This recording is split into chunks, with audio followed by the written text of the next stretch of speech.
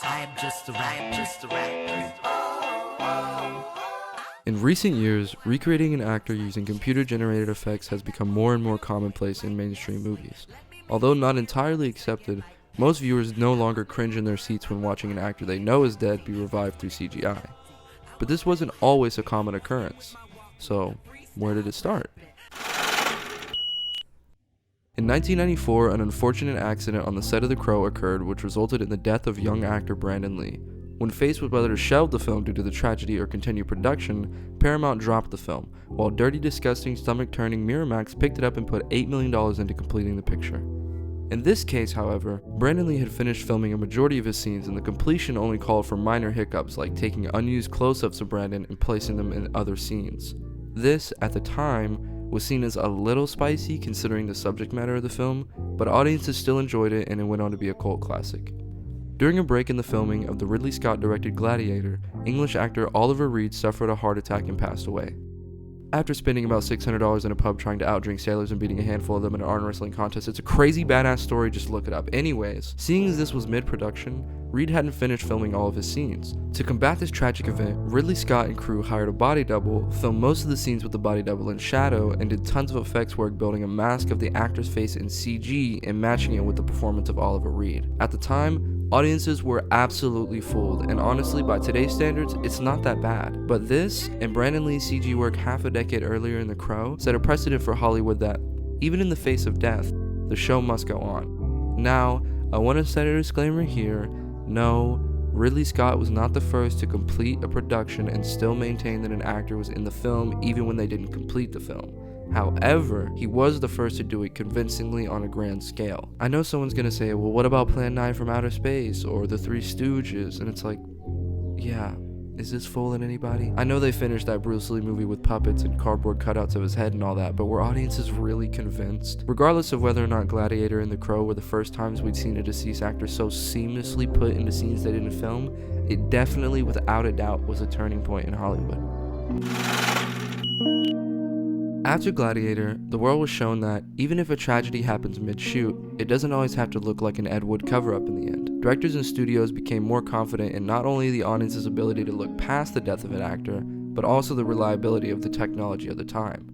Or so they thought. An early mid-2000s example is Roy Schneider in Iron Cross. He passed away with only one scene left to shoot, so they recreated his face with CGI and a prosthetic mask to complete the film. Even though they put extensive work into finishing the movie and it was Schneider's last film, it kinda came and went and didn't make much of a splash. So the fact that they had to digitally recreate the star wasn't made a big deal, just by virtue of the fact that the film wasn't a big deal. Although, the trend continued in more popular things like The Sopranos. Between the shooting of season 2 and 3, actress Nancy Marchand sadly passed away. She doesn't appear in the show after her death, except for one scene in the 3rd season. A scene where they used CGI and unused footage to have Tony and his mother speak again. This scene was, and has been, heavily criticized, but not for the reasons you might think, or maybe the reason you think. This scene and the execution of it overall has been goofed on for years, and has been heavily defended by the showrunners and the creators. There's a weird intent behind having her in the episode, mainly artistic reasons that I can't say paid off thematically or visually, but it doesn't all have to look horrible. During the shooting of the 7th Fast and the Furious film, Paul Walker tragically died in a car accident. The film was put on hold as the family and friends of Walker mourned, and the studio and filmmaker James Wan figured out what their next move was. They settled on a combination of filming with 2 of Paul Walker's actual brothers and fitting a CGI render of Walker's face onto the body performance. Extra footage and having the brothers on set as actual reference I think went a long way in making this work. Doing the research for this video, I watched the behind the scenes for how they did this, and I was actually surprised by the amount of CGI Paul Walker that's actually in this movie. I mean, I saw this in theaters when it came out on a huge screen, and I had absolutely no clue. There are a few times where the uncanny valley effect comes into play, but for a majority of the runtime, it's flawless, and really shows how far Hollywood has come in not only just visual effects, but visual effects as it specifically relates to recreating dead actors. For examples that I've talked about thus far, you can find a way to morally justify these recreations. I mean, technically, all of these actors signed up for the film or the show that they were working on and have a contractual obligation to finish the project, even if it is weird to recreate them by any means necessary. At the end of the day, you have a job to do, And if you died before completing that job, too bad, you're a CGI recreation now. You signed up for this. But what if they didn't sign up for this? In 2004, the Kerry Conran-directed Sky Captain and the World of Tomorrow was released, with a particularly interesting actor playing the villain. Laurence Olivier plays the floating hologram head of a mad evil doctor. The only thing about this is, Laurence Olivier died in 1989.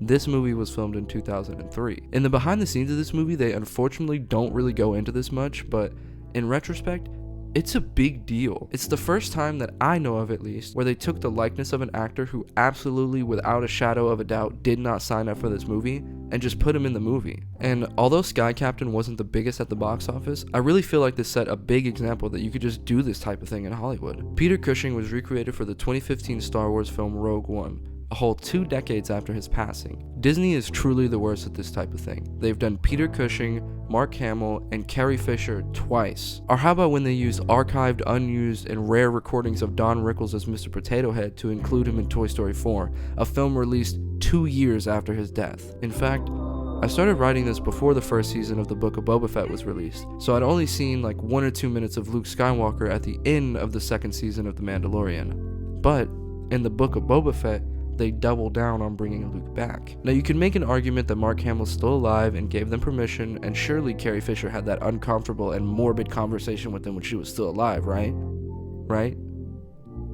Hey Carrie, we have a feeling you're about to be a bag of bones, so sign right here saying we can make you a computer woman. God, I'd like to say Walt wouldn't approve of this, but I'm sure he would. Putting Mark Hamill and Carrie Fisher aside, what about Don Rickles? Or Peter Cushing? Cushing passed away the year The Crow came out. He wouldn't have had any idea that, 1, they would ever make a Star Wars movie again, 2, that they would have the technology to faithfully recreate another human using CGI, or 3, that they would do it to him. This is what I like to call capitalism.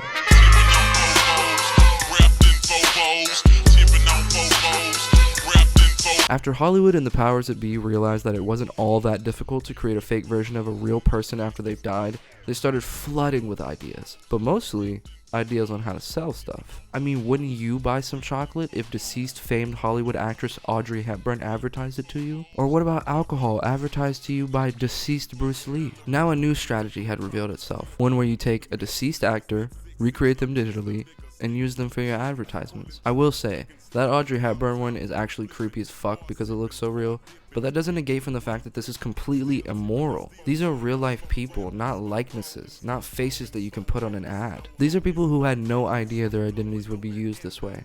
It takes these people, these actors and actresses who dedicated their lives to the craft, and reclaims them as objects. Objects to sell as chocolates, objects to sell as whiskey, or objects to sell us an idea of a character. When discussing why they chose Olivier for the villain of Sky Captain, star Jude Law recounts that, quote, few actors, alive or dead, carried the fearsome weight of the famed British actor. In the same article that I'm attributing this quote, Business Insider writes, quote, to pull this off, the production recorded new dialogue by another actor and used archive footage to create the evil hologram. A key point in the recreation of dead actors that has been glossed over in my analysis, and for good reason, is hiring body doubles and recording new dialogue.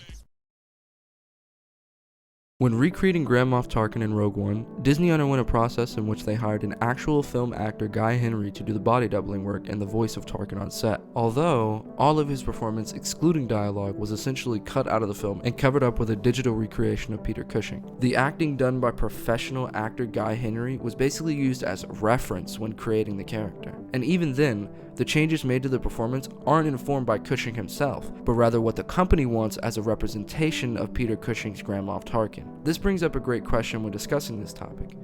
Is this even Peter Cushing? Is this even Bruce Lee? A main inspiration for the making of this video is a news story that's been on my mind for almost 3 years at this point. In 2019, it was announced that a studio was working on a film called Finding Jack, which takes place during the Vietnam War and is about a bunch of dogs that were left behind toward the end of the war. Now, there's nothing wrong with that, except for the fact that along with that, they announced the star of the film, James Dean. You know, the James Dean who acted in a total of 3 movies over the span of 5 years and had his life tragically ended by a car accident in 1955, over a half a century ago. We searched high and low for the perfect character to portray the role of Rogan, which has some extreme complex character arcs, and after months of searching, we decided on James Dean. What? You searched high and low and the actor you chose was deceased James Dean? What, he had a killer audition, I'm assuming? This quote makes me wonder what other dead actors they were looking at. If you're hiring someone to do the body movements of James Dean, and then hiring another person to do the voice of James Dean, and then combining those two and slapping the face of James Dean on it, what part of that is James Dean? Let's say I made a film, taped a picture of James Dean onto my friend's face, hired someone to do a perfect impression of James Dean's voice, and released it. What makes worldwidexr's recreation of James Dean any more James Dean than my James Dean? Trick question. Neither of them are James Dean. The company spearheading this movement of taking dead actors and recreating them is called worldwidexr. Worldwide, as far as I can tell, specializes in buying the likenesses of celebrities and making money off of them. And I'm talking big celebrities, guys. Amelia Earhart, Aaliyah, Jimmy Stewart, Pimp C, Maya Angelou. I mean, you name it, they've probably bought their likeness. I've noticed that there's a pattern where they specifically only buy dead actors' likenesses.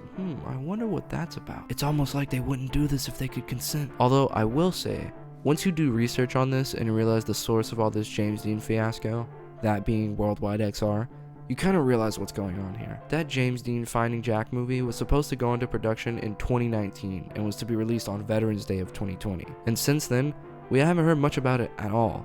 No updates on filming, no word that they ever even filmed, and now they're selling James Dean NFTs on their website, so if that tells you anything. It's all about money, and it's sad. James Dean died in 1955. He was 24 years old. The internet didn't exist. Hell, the personal computer didn't even exist. He could not fathom that one day computers could put something on TV that wasn't there. He couldn't fathom that one day a company would recreate him. And he definitely couldn't fathom that his likeness and identity would be sold after death and distributed to a company that would use him to sell a JPEG that I can screenshot. In 2016, John Knoll, the creator of Photoshop and one of the heads at ILM, spoke in an interview about recreating Peter Cushing and Carrie Fisher for Rogue One. The interview reads, quote, Mr. Knoll said that he and his colleagues were aware of the, quote, slippery slope argument, that their simulated Cushing was opening the door to more and more movies using digital reproductions of dead actors. I don't imagine that's happening, Mr. Knoll said. This was done for very solid and defendable story reasons. This is a character that is very important to telling this kind of story. It's an extremely labor-intensive and expensive thing to do. I don't imagine anybody engaging in this kind of thing in a casual manner. If Star Wars films are still made in 50 to 100 years, Mr. Knoll said audiences would probably not see likenesses of Mark Hamill or Harrison Ford playing Luke Skywalker or Han Solo. 5 years later, in 2021, a digital recreation of a young Mark Hamill features in an episode of the Disney-produced show The Mandalorian. And now, technology has advanced even more with the inclusion of deepfakes, making the CG even more flawless and realistic. It's sad to see this cycle in Hollywood go round and round of bringing back dead or old actors because we remember them, instead of giving a new generation of actors a chance. Why not look for the next James Dean and put him in a role with a complex character arc? Or the next Audrey Hepburn and then get her to sell us some chocolates? What does this say for the next stage of Hollywood? Knoll says he doesn't see this becoming a trend while actively doing what he said wouldn't happen in the following years. It's becoming harder and harder to become successful as a new actor, and this doesn't help at all. This goes along with the idea that Hollywood is obsessed with rehashing their old ideas, now to the point where they're reviving dead people. Either way, I am super stoked for the film about all the dogs left in Afghanistan starring Amelia Earhart.